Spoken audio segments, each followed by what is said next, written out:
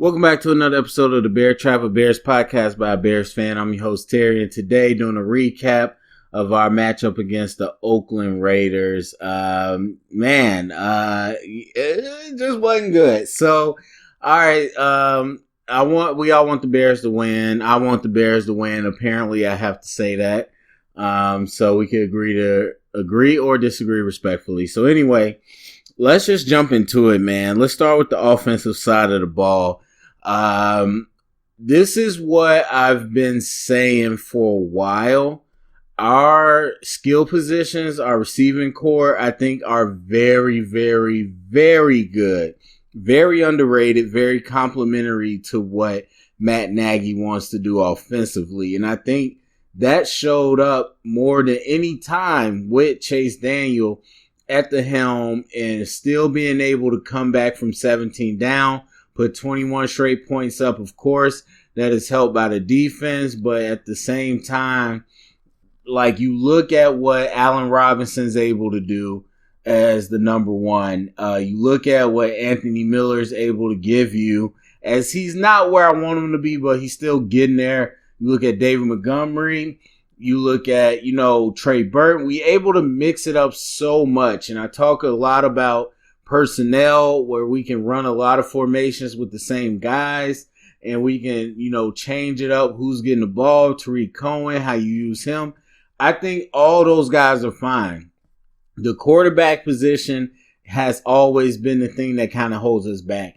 And so even with Chase Daniel as the backup, able to do things with that skill position crew and that supporting cast. Even when Trubisky isn't being the player we thought he might be, we're able to do things, win games with that supporting cast. And so I think as far as a play caller, a game planner, as far as putting the team together, Matt Nagy has been absolutely outstanding.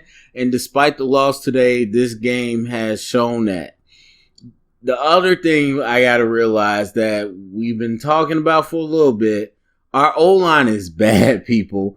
Our O-line, and it's not completely trash like a lot of people just say, oh, the O-line sucks. Our tackles, I would mirror it to the Raiders because I'm going to talk about them in a little bit. But our left tackle, you got Charles Leno, big dude, but also athletic. Same thing with Colton Miller from the Raiders. Very big, but athletic. So neither one of them are power guys. Neither of them per se are pass protectors, even though they're a little athletic. But in the run game and in the screen game and all these things, they can give you a little boost. And so athletic enough to hold their own. But then on the right side, you got a guy like Bobby Massey, and the Raiders got a guy like Trent Brown. Trent Brown, who's worked with the Raiders, who worked with the Patriots, but even as a Raider, is a powerhouse run blocker. Massey's not that. He's not a powerhouse run blocker, and he's also not great at pass protection. And so you start there. Then you got to go to Kyle Long. Beloved Bears fans, I say it all the time. It's hard to criticize him because we love him as a Bears player. But he's not holding it up, man. And overall, we're not holding it up scheme-wise as far as the stunts. And that's one thing. When you can find out that the O-line does not know how to handle pressure early, that's something a team will hammer you with. And so there's some key sacks that we had where you saw either Massey not picking up his guy or thinking that somebody was going to help him out. You had Kyle Long not being able to pick up pressure on the twist or the stunt. And it's just, those are the things that really stand out to you. And really it's that right side. I mean, there are some issues with James Daniel as well. But overall, it's really Massey and Kyle Long where on pass pro, it's the stunts. They're not communicating well.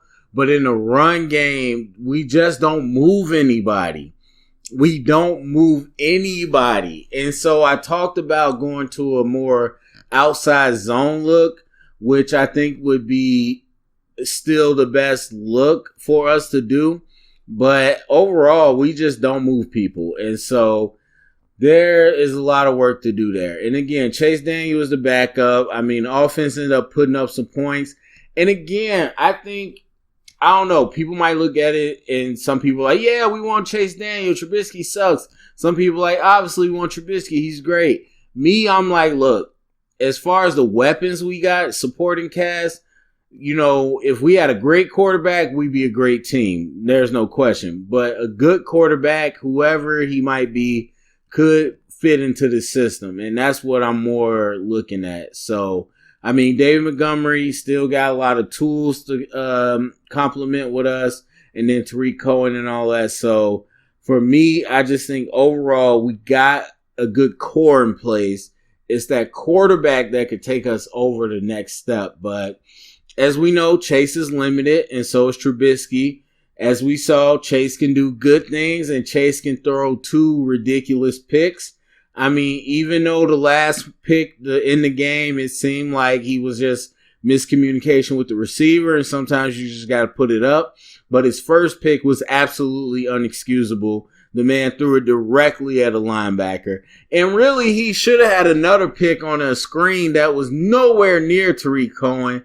And they called roughing the passer, which I think was a bad call and could have been a huge turn in the game. But really, that should have been another pick as well. So him and Trubisky play safe. And that's the thing. Trubisky plays safe, and he might not hit the big play. But I think you won't see him have that type of game that Chase Daniel just had, where he's really going to make sure he protects the ball. And so you can't have it both ways. You got to have a gambler or you're going to have a game manager. And I think after today, some people will say, I'd rather have Trubisky out there. Some people will say, no, I'm fine with Chase taking those gambles because we saw how he won on some of those plays. And that's what got us in the game, even though that's what lost us the game. So it's kind of, if you live by the sword, you die by the sword. But anyway. So overall for the offense, I mean, we had a terrible first half. And momentum, I'll talk about that in a little bit. Momentum swung the game, and we kind of went on an avalanche, and we got some confidence. But overall, I don't think we did that great. I give us Chase was real terrible, but everybody else was pretty good. I'm gonna give us a C+. And that's the thing. Realize that most great teams, it doesn't matter which team you think is the tops in the NFL, most great offenses thrive because the defense puts them in position. And so when you got a short field, you capitalize. That's what makes a great offense. Same thing like defense. It doesn't matter if the quarterback throws the ball directly to the safety or if somebody fumbles the ball without being hit. Great defenses capitalize on opportunities. Same thing about offenses. So there you go. Defensively, okay, I talked about this against the Raiders. And remember all the backlash. You could go look at the comments. All the backlash, calling me stupid, calling me, saying I need to live in the moment. I need to worry about the win. This is what I'm talking about. It is not about being right. It's not about being controversial. I'm talking football to tell you what I see, because it's not about what happens this exact moment. It's about projecting. That's what the season is about. And so when I tell you that if the Redskins wanted to, with their line and with their running backs, to power us through the interior, they could have. This is why I talk about it, because now a team that looked at us and said, hey, that's exactly where they're weak. That's the problem. And so then we saw what happened when a power run team actually did that. And they didn't even have Gabe Jackson at right guard, which is a much better run blocking right guard.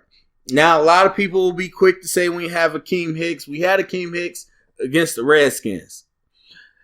And I told you, everybody wants to look at the numbers. You can't just look at the numbers. Numbers don't tell the whole story. You say, okay, the Redskins only rushed for this much. That's because they stopped running, because they got behind and they tried to catch up. And then you had a team in the Raiders that for the first half said, we're just going to keep running. And this is what happened. So I don't want to hear Akeem Hicks not there. Akeem Hicks is an amazing player. But number one, next man up. But number two, we rotate so much that it affects everybody that's on the field. And that's my problem with the 3-4. Everybody talks about it doesn't matter. We play nickel a lot, which is true. But it's very different. It's just a different mindset. It's a different skill set. It's a different philosophy. When you're in a 3-4, you're two-gapping, you're holding up blocks, you're trying to fill. And when you're in a 4-3, a lot of times you're more penetrating. You're more up the field. You got guys that are looking to get off blocks. I said it when Roquan Smith was drafted. We have two guys that do not get off blocks at linebackers. And so 3-4 is probably the best for them because you got guys to hold up blocks and they can run around, make tackles. But as far as when it comes to crunch time coming downhill, Roquan Smith, new age linebacker, we don't get off blocks. You saw it on the touchdown. The first touchdown, not Jacobs, but the other guy. And you had this tight end Waller who did an okay job blocking Roquan, but Roquan took himself out of the play because he's backing up and trying to go around the block, which gave just enough inch and just enough time for the running back to go in the end zone. This is a game of inches. And so it's not just about running around the block. It's about taking on the block. And it's the same mentality if you want to think about a defensive lineman that goes head first, bull rushes an offensive lineman on a run play and pushes him 3 yards in the backfield.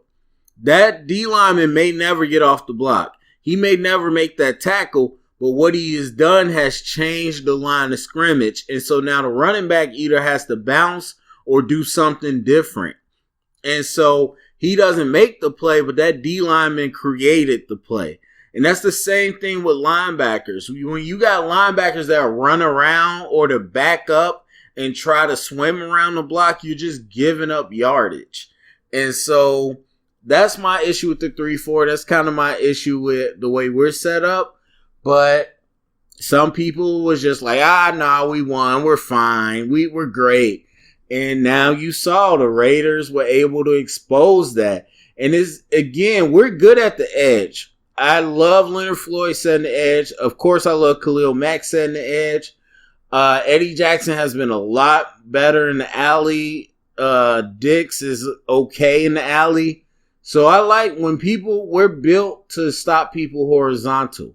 So when you do all the bubbles, you do all the screens, you do all the jet sweeps, that's the stuff we're built to stop. We're built to stop a spread offense. We're built to stop a offense like our offense. But what we're not built to stop is an old school power offense. And I've been there before. I ran a 4-2-5 as a defensive coordinator. I understand that the nickel is the thing, but overall, you have to have guys on the D-line that are able to get off blocks, and you have to have linebackers that have a downhill mentality. We have linebackers that are coverage-based, and we have a defense that is just speed-based, which I'm fine with because a lot of the teams in the NFL are going to try to do that. And when the Raiders went to empty, when the Raiders tried to do screens, when they tried to do all that, they failed at it. But when you saw them line up under center, hand the ball off, play action, misdirection on the 3rd and 1, and then the tight ends wide open, all those things, the old school football, that's what we're not built to stop. And that's what a lot of defenses in the 2019 season aren't built to stop. What you saw from the Raiders and Gruden was an old school offensive game plan. Positive yards on first down, short second down, get closer so you can have a short third down, and then you can do whatever you want. You could power run, you could outside run, you could play action, you could go 5 wide, you could do whatever you want on 3rd and 1. And so that was the game plan we saw, and we just didn't live up to it. So there were some mistakes that was on us, but a lot of it was just scheme. And so, again, when you got Leonard Floyd and Khalil Mack worried about the outside, it's easy to put a tackle on them, pin them, and then work inside. You got 3 linemen plus 2 linebackers. It's 5 people, but the linebackers are 5 to 6 yards off the ball, and they're not coming downhill. So it's easy to then work an inside zone or work a power play and pin the edges and just run by. I mean, Mac is a terror on the edge, but it doesn't matter when you're not running to the edge. So it was a lot going on defensively that we just were not ready for. And this is what I'm talking about. It's not about winning one game. People want to say, shut up and bask in the moment.